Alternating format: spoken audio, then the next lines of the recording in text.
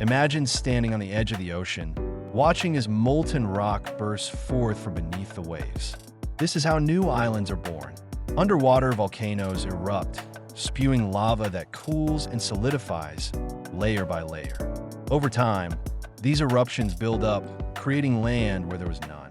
The process can take years or even centuries, but the result is breathtaking. A brand new island, teeming with life and potential.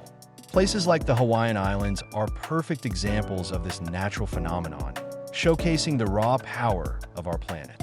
Each eruption is a reminder that Earth is constantly changing, reshaping itself in spectacular ways.